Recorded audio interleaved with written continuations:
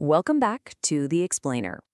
Today, we're diving into a technique that's absolutely critical for making sure the software you use every day doesn't, just completely freak out. It's called state transition testing, and trust me, by the end of this, you're going to see it everywhere. Oh man, we've all been there, right? That little moment of panic.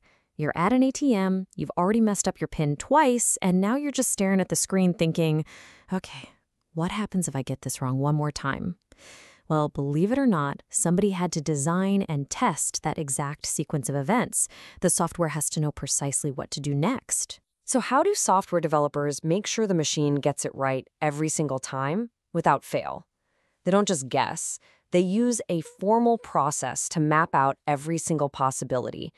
And that process is what we're going to break down right now. Okay, so the official definition sounds a little technical, but really at its core, state transition testing is just a way to check how a system acts as it jumps from one condition to another.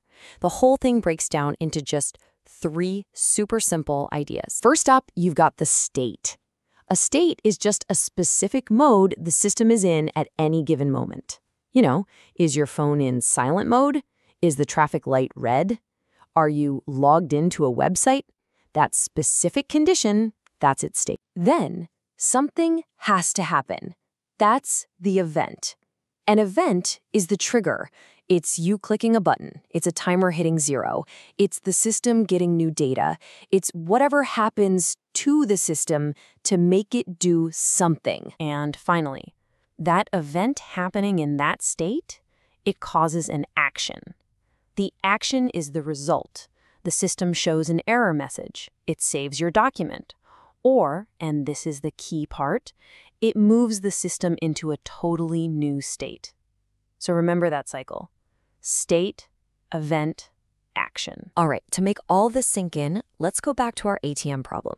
We're going to apply those three concepts, state, event, and action, and see exactly how they work together in the real world. The ATM is just a perfect example because its states are so clear and defined. Now, to make sure they don't miss anything, testers will usually start by drawing a picture of how the whole system is supposed to work. So let's actually do this. To really see how all these states connect, testers use a really powerful visual tool called a state transition diagram. Everything has to start somewhere.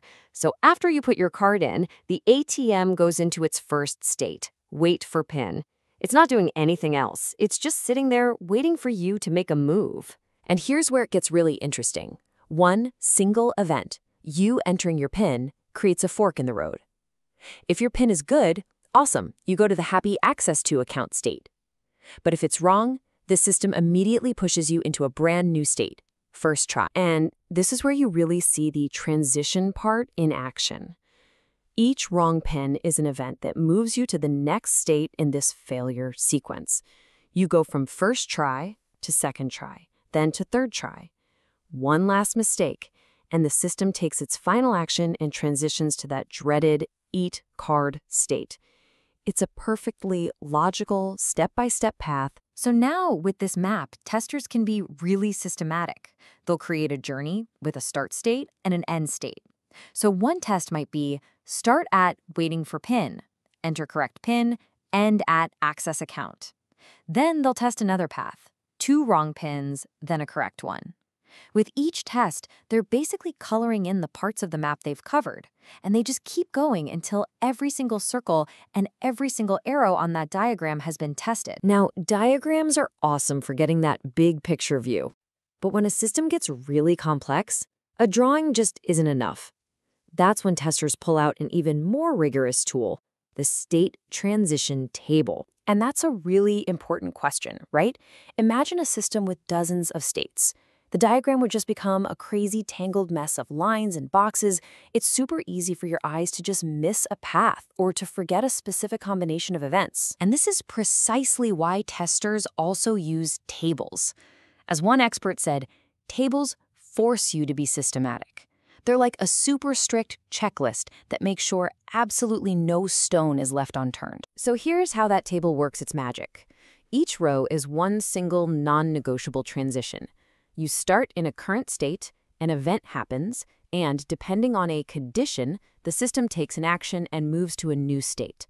By laying it out like this, you have no choice but to think about each state one by one. You have to ask, okay, what can happen in the wait for pin state? And you fill out all the rows.